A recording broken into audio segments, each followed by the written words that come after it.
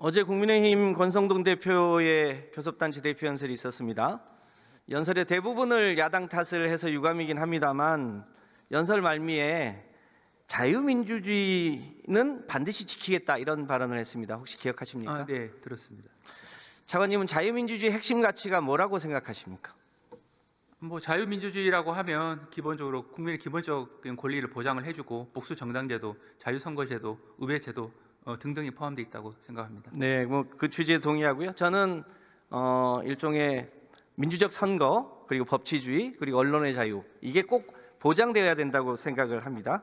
그런데요, 최근에 윤석열 대통령 발언을 들어보면 이 세 가지 것을 모두 부정하고 있습니다. 최근의 발언만 좀 따져보면요, 1월 15일 날 공수처에 체포되는 날입니다. 그날 우리나라 선거에서 부정선거의 증거는 너무나도 많다라고 대통령이 선거제도를 부정합니다. 혹시 기억하십니까? 네. 법치주의에 대해서는요, 좌파 사법 카르텔에 대한민국이 무너지고 있다 이렇게 대통령이 발언합니다. 혹시 이것도 기억하십니까? 네네. 전형적인 내로남불 아닙니까? 언론에 대해서도 요즘 레거시 미디어 본인에게 비판하고 있는 언론은 도저히 믿을 수 없으니 유튜브를 봐라 이렇게 측근들에게 얘기했다고 합니다. 혹시 그것도 들으셨습니까? 네네. 대통령이 말입니다. 이렇게 발언하는 게 가능한 얘기입니까? 그런데 조금 전에 윤상현 의원 나와서 얘기했습니다만 국민의힘이 그것을 동조하고 있습니다. 가당한 일이라고 생각하십니까? 그 부분은 헌법재판 관련되는 과정에서 피소추인 입장에서 발언한 부분의 그런 경위도 있고, 그다음에 정당에서 말하는 것도 별개 차원이라서 그 부분에 대해서 이제 구체적인 답변을 드리긴 좀 한계가 있습니다. 그러니까 대통령과 대통령이 소속돼 있는 정당 국민의힘이 이렇게 극우 선동을 하니까요, 정광훈 목사를 비롯한 소위 극우 세력들이 영화 주유소 습격 사건보다 더 영화 같은 서부지법 습격 사건을 일으켰습니다. 영화보다 더한데 혹시 주유소 습격 사건 보셨습니까? 네. 더하지 않습니까? 그 부분에 대한 판단을 제가 할 수 있는 입장은 아닙니다. 지금 이 기세면요, 만약에 이 헌법재판소가 탄핵을 인용하면 아마 헌법재판소 습격 사건도 일으킬 것 같은데 어떻게 생각하십니까? 그 부분은 아직 결론이 나지 않은 상황이라서 특정한 결론을 전제로 해서 위원님께서 하신 질문에 대해서는 답변 드리기는 좀 한계가 있습니다. 차관님, 윤석열 정부하에서 치러진 국회의원 선거마저도 부정선거라고 우기고 자신에게 불리한 판결이 내려지면 사법부와 법치주의마저 부정하고 자신에게 불리한 비판적인 언론에 대해서 모두 좌파 편향 언론이라고 말하는 이 세력이야말로 자유민주주의 체제를 부정하는 반헌법, 반체제라고 보시지 않습니까? 그 부분 판단은 사람들마다 생각이 다를 수도 있고 저는 정보위원 한 사람으로서 구체적인 답변을 드리긴 좀 한계는 있습니다. 제가 윤석열 대표 이 행동에 대해서 참으로 동의하기 어려운데요. 하나 바람이 있다면 국민의힘 권성동 대표 제발 진정한 자유민주주의가 뭔지에 대해서 다시 한번 새겨봤으면 좋겠다는 생각을 갖게 됩니다. 차관님, 혹시 입벌구가 무슨 뜻인지 알고 계십니까? 혹시 말씀해 주시면. 입만 벌리면 구라라는 뜻입니다. 말만 하면 거짓말이라는 뜻의 인터넷 소위 비속어입니다.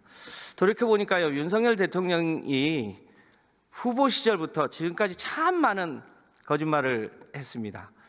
이번이 아마 마지막 대정부 질문이 될 것 같아서 제가 윤석열 대통령이 후보 시절부터 지금까지 해왔던 10가지 거짓말을 추려봤습니다. 이른바 입벌구 윤석열 10대 거짓말입니다. 한번 들어보십시오. 첫 번째, 21년 5월 달 내 장모가 사기당한 적은 있어도 남에게 10원 한 장 피해준 적 없다. 이런 말 기억하십니까?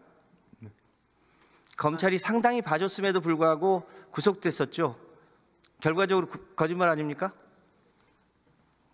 그 부분에 대한 판단은 제가 할 위치는 아닌 것 같습니다. 둘째, 윤석열 검찰총장 시절에 자신의 직속 부하인 손준성 검사가 작성한 고발 사주 문건에 대해서도 후보 시절에 뻔뻔하게 괴문서라고 거짓말을 한 적이 있습니다.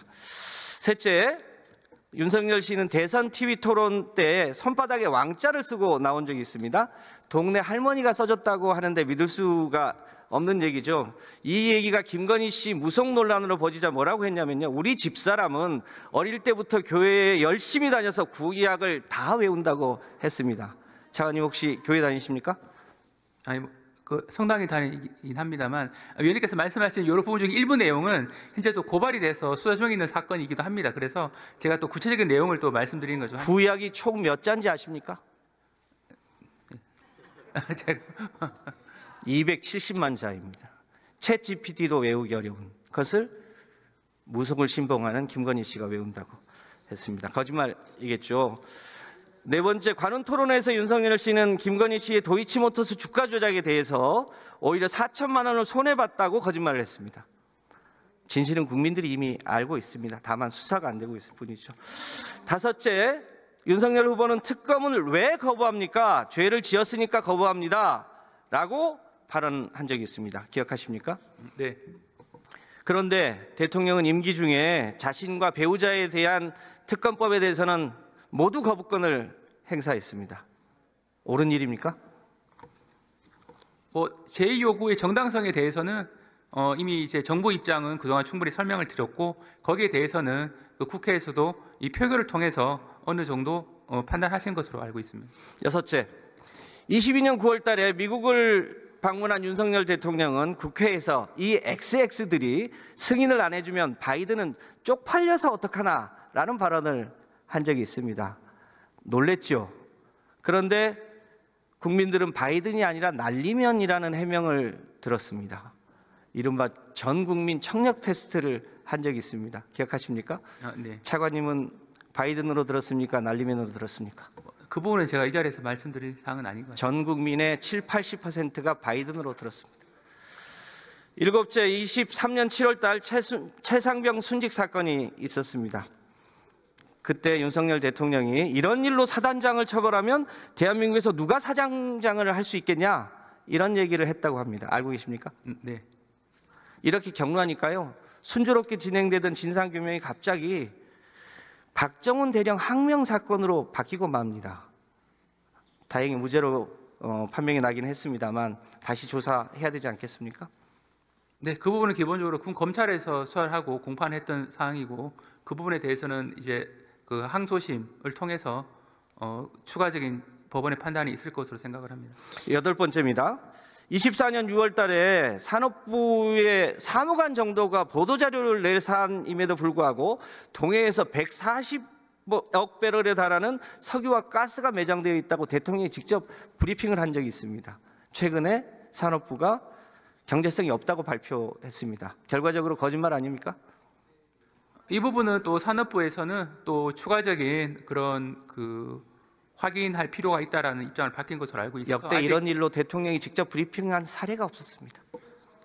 아홉 번째, 24년 11월 달에 명태균 씨와 관련해서 선거 개입 의혹이 있었습니다.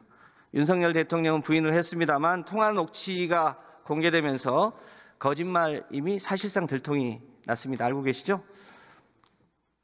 그 부분이 거짓말인지 여부, 그래 또 죄가 되는지 여부는 또 별개의 문제라서 제가 또 답변 드리는 건 좀 한계는 있습니다. 마지막 열 번째입니다. 12산 내란 세태 관련한 거짓말입니다.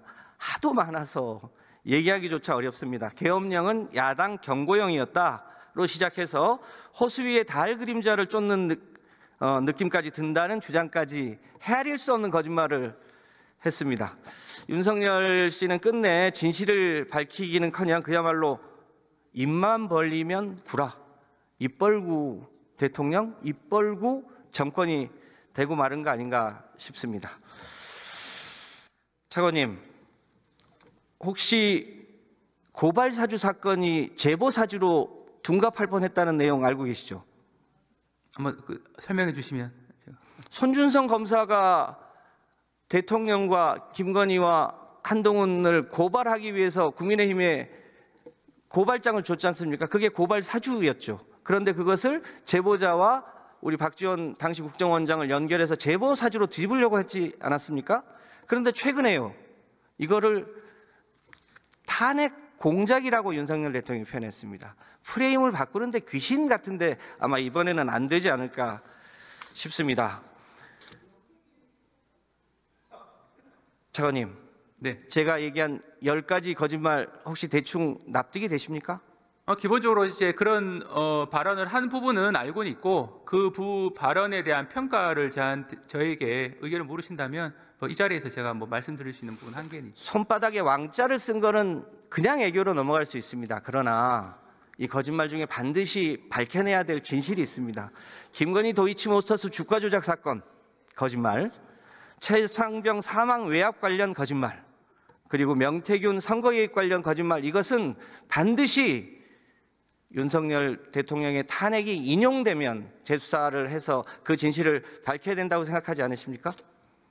이 부분은 뭐 탄핵 여부와 무관하게 수사팀에서 증거에 따라서 수사를 해왔고 앞으로도 해야 될 사안이라고 생각은 합니다. 네, 차관님 들어가셔서 좋으시고요.